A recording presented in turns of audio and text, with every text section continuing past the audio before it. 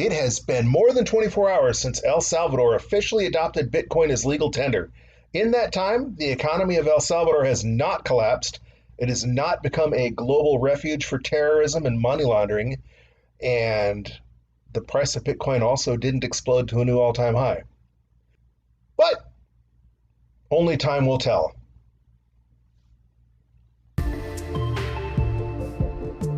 This podcast is for information and entertainment purposes only. Nothing on this podcast should be construed as financial advice. All views expressed on this podcast are solely the opinions of the host and/or any guests that we might have from time to time. Nothing on this podcast should be construed as a specific inducement to make a particular investment or to follow a particular investing strategy.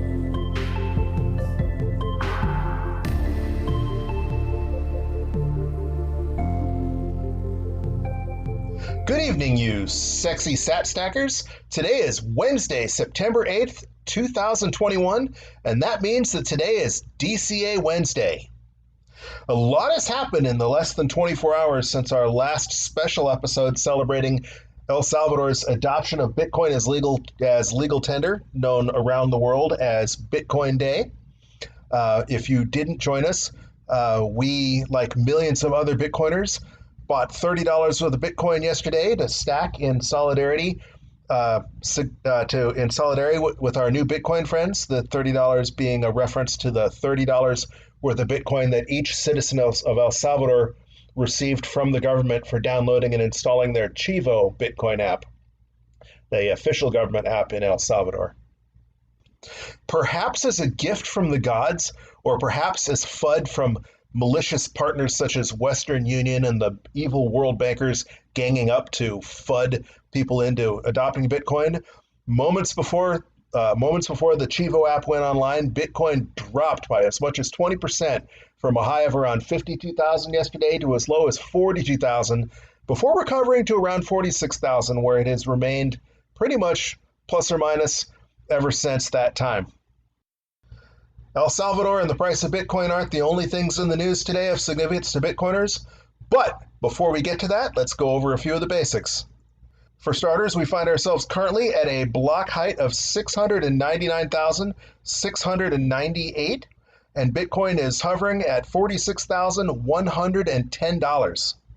The price of Bitcoin is down 1% over the last 24-hour period, but as I stated, that's a little misleading because of yesterday's 20% drop, which then recovered to only a 10% drop after a whole lot of people just got absolutely wrecked on their leveraged positions.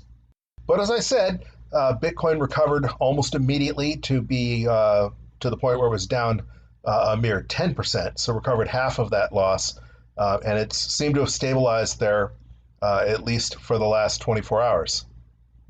Yesterday's worldwide $30 stack in support of El Salvador for Bitcoin Day highlighted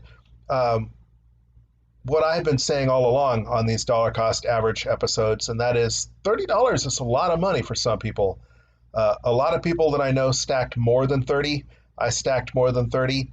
And again, we're keeping that segregated from our DCA Wednesday stash just to keep that less confusing. But for a lot of people, especially people in El Salvador, $30 is a lot of money. One source said that the average person in El Salvador lives on about $300 a year. So $30 is a monthly income for a family in El Salvador, for example. So while $20 doesn't seem like a whole lot, $20 is a lot if you're in a small village somewhere in a lesser developed country, particularly those without bank accounts or any form of savings, which is what Bitcoin is here to help the most, or have potentially the most to benefit from. Anyway, getting back to the DCA Wednesday thing, today will be our 7th stack. We started stacking $20 every Wednesday on July 28th, and so far we've stacked 6 times, and so far we've stacked a total of $120, including fees. We've stacked 263,944 Satoshis, and that's currently worth $121.70, with an average cost basis of $45,464. So we're not up as far as we were before the 20% flash crash yesterday, But we've put $120 in, and it's worth $121.70. So not only have we recouped our 2.5% fees that we've been spending each stack, we've made a tiny bit of money along the way. And again, dollar cost averaging being a long-term play, we shouldn't even really be paying attention to price right now. That's the whole point of dollar cost averaging in the first place. And that brings us back to what exactly is dollar cost averaging. Again, this podcast is not financial advice. This whole purpose of DCA Wednesdays and the podcast in general is just so that I can explore DCA and a few other things about Bitcoin, and you can observe my experiment and draw from it what you will. Again, do your own research, and don't treat this as an inducement to follow a particular strategy. You do you. But if you look in any economics textbook or on the internet, you'll see that most people define dollar cost averaging as an investment strategy where you invest your money in equal portions at regular intervals regardless of price. The idea being that time in the markets beats timing the markets. Sometimes you'll buy at a little higher price, sometimes you'll buy at a little lower price. You'll buy all the all-time highs, and you'll also buy all the dips. But over time, that should all average out to where hopefully you come out ahead. And I think if you look at the history of Bitcoin, while it's certainly known for volatility, creating new all-time highs and then crashing by as much as 80%, if you have invested money in Bitcoin and held on to that Bitcoin for at least 4 years, at no point in time would you have lost money. Some people call that the 210,000 block theory. Adam Meister, the Bitcoin Meister, whom we haven't seen in almost 4 weeks now, at least who hasn't done a show in almost 4 weeks now. I know, as Adam would say, don't be an algorithm slave. Follow him on all his various different accounts. Follow him on Twitter, what have you. He hasn't posted a This Week in Bitcoin or the One Bitcoin show in almost 4 weeks now. Although he did pop up on Twitter the other day saying that he had picked up a sponsor who was going to meet his threshold of paying him to do at least one show a week. So hopefully that'll start soon because, hey, we miss Adam Meister. If nothing else, he's an entertaining inspiration to all of us. All right, so back to what we were going to, back to what we're all here for, and that is to stack some sats. And once again, I'm going to continue using the Cash App just because we've been doing so all along, and because it's so darn easy, and its fees are relatively inexpensive. Disclaimer: Cash App is not a sponsor of the podcast. We currently do not have any sponsors of the podcast. We'd be more than happy for Cash App to pick us up as a sponsor. Hint, hint, wink, wink, nudge, nudge. Just kidding. But we're using Cash App because regardless of what you might think of Twitter, when it comes to Bitcoin, I think Jack's a pretty good guy. I think he's on the right page. And Cash App is just so darn easy, especially if you're here in the United States. And speaking of Cash App, if you still do not have Cash App and want to join us in stacking and want to use Cash App, there's a referral code in the links, referral code link in the show notes down below. If that's still, if they're still honoring that by the time you get around to listening to this podcast, and you follow that, and you click on that link and you follow their terms and conditions, you'll get $5 worth of free Bitcoin, and we'll get $5 worth of free Bitcoin for using that referral. And even though we don't have any sponsors, that'll help us out. All right, so Cash App is open. I have no money in Cash App, but that's okay because it's really easy to add cash. I have a debit card linked, so I'm going to go add $20. Boom, there's $20 in my Cash App account. Then I'm going to slide over to the Bitcoin tab, click Buy Bitcoin. Again, as I've stated before, Cash App will let you automate this, but hey, I love watching the prices, and I'm here to talk about the prices, so I might as well do it manually. Plus, there just seems to be something more satisfying and rewarding to me personally by actually manually entering $20 and hitting enter, as opposed to just waking up with $20 worth of more Satoshis in your wallet. Again, we're going to go with the standard one-time order, but you can set it up for auto investing. And they say you can set up automated daily, weekly, or bi-weekly purchases. And their default amounts, again, are 10, 25, 50, 75 out of 100. You do you, but we're going to do 20. And why we're going to do 20, I think we've discussed till we're blue in the face. So I'm manual entering $20, clicking next. While I've been talking, Bitcoin has gone down a tiny bit to $46,030.33.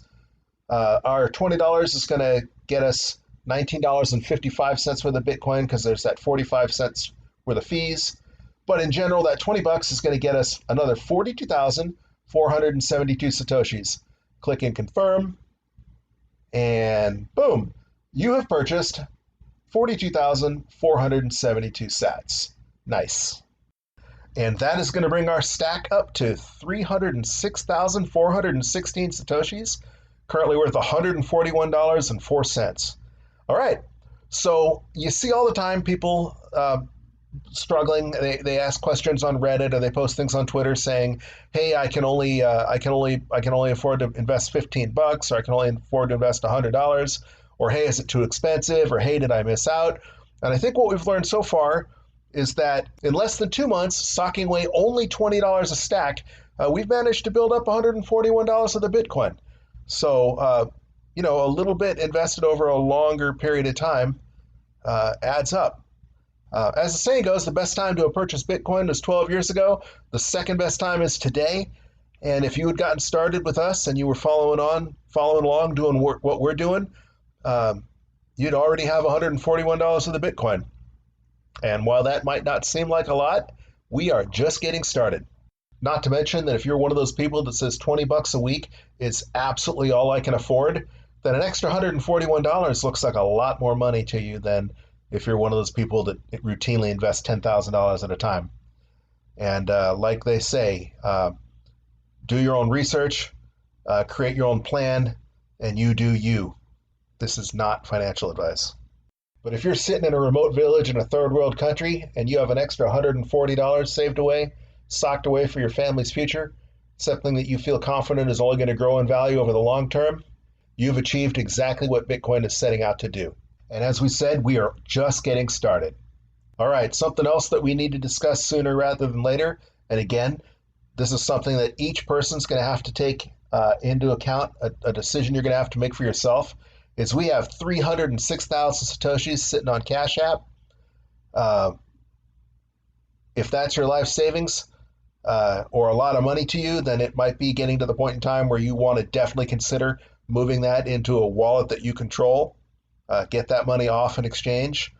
$141 is not meeting my threshold for where I'm ready to move it into my hardware wallet yet, but it's getting closer, and you need to know what you're going to be doing to secure your money. So if you don't already have a hardware wallet, or at least a non-custodial wallet on your phone, now is the time for you to start doing some research onto where you're going to keep your money for the long term. And we'll get into that some more in a future episode. Definitely when it's time for me to transfer, we'll get into that. We're a couple weeks away still, unless Bitcoin just absolutely goes through the roof. A reminder that when you do transfer your Bitcoin from wallet to wallet, you're going to incur mining fees, at least on chain if you put it in a Lightning wallet, or if you're familiar with using Lightning, or if you're in El Salvador where they're using a feeless Lightning wallet specifically for citizens of El Salvador. It's already past time to move that money, but that's a topic for a different time. For today, we're going to concentrate on the whole concept of dollar cost average, and we have achieved that. And again, we're going to keep stacking every Wednesday until we are all either filthy stinking rich, Bitcoin completely goes to zero and the experiment has failed, or as I've said, you guys just get bored and stop listening. All right, and on to other news. This should not come as a surprise to anybody. In fact, if you've been on the Bitcoin subreddits for any length of time, you know this is coming. But Reason Magazine has an article out there entitled, "Biden's Total Financial Surveillance. What if every one of your non-cash financial transactions was automatically reported to the beefed-up, audit-hungry IRS?" This dovetails nicely with another article that says that central bank digital currencies are going to enable the government to go from moderately negative interest rates to substantially negative interest rates, that people so far are tolerating 0.5% or negative 1% interest rates in many European countries, but that they fear that the only way that they can get away with pushing negative interest rates even lower, as low as maybe 5%, is if you don't have any choice and they force you into using a CBDC. I don't know why this comes as a shock to some people. I don't know why this isn't more than obvious that there's a certain political party that's been consolidating power every time they get the chance. They take away a little bit more of your freedoms, whether it's coming to take your guns, whether it's policing your free speech, or whether it's saying that you shouldn't even be able to go out and buy a pack of chewing gum without the almighty federal government knowing and approving of your purchase. This is just what happens when you elect these monsters into power. There's a link provided in the show notes, of course, to this article if you want to read it more in depth. But the long and the short of it is they're going to push a central bank digital currency. The central bank digital currency is going to allow them to do things like seriously, aggressively negative interest rates, in addition to flat out being able to control what you spend your money on. In addition, so that you can't just escape, they're plotting with other world leaders on a global minimum income tax to where, hey, if you don't like the way the United States is cracking down on you, well, tough, because the rest of the developed world's going to screw you just as hard. Combine that with any conspiracy theory you want to, and it all points to communist China. It literally seems more and more every day that the only choice you're going to have to escape this panopticon, this totalitarian social credit system, this worse than Orwellian totalitarian control over every aspect of your life, is to opt out, to go with plan B. And the only way to do that is going to be to stack those sats while you still have a chance and get them into your own wallet while you still legally can. But hey, I didn't come here to be a Debbie Downer. It is DCA Wednesday. We're doing our part. We're stacking those sats. El Salvador was the first domino to fall in nation-state adoption. Hopefully there's going to be a lot more of that to come. Obviously, just like dollar cost averaging, El Salvador's strategy is a long-term play. We're not going to see them be successful or fail in just the first couple of days. But El Salvador is hope. And if you keep stacking and accumulating your sats, you have your own personal island of hope. Bitcoin is our last best hope. As they say, Bitcoin fixes all of this. Hey, if you find this content useful or entertaining, or if you're just feeling extraordinarily generous, there are a number of ways you can help support me in this podcast. The most obvious one is if you don't already have Cash App, there is a referral code in the show notes. And if you click on that link and set up a new Cash App account and follow their terms and conditions, you'll get $5 just for trying them out, and we'll get $5 as well. I've written several books, but the one you might know that's most relevant to this podcast is Understanding Bitcoin for Noobs, and that's available on both Amazon.com and BarnesandNoble.com. Obviously, purchasing either of my books would help support the podcast as well. And you can also support the podcast directly through the Anchor.fm website, and they include a support link automatically in the show notes.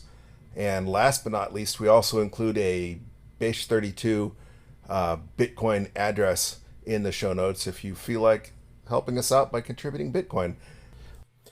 All right, that's going to do it for this edition of the Bitcoin Bulletin Podcast, Dollar Cost Average Wednesday edition. Don't forget to join us next Wednesday and every Wednesday as we continue the journey.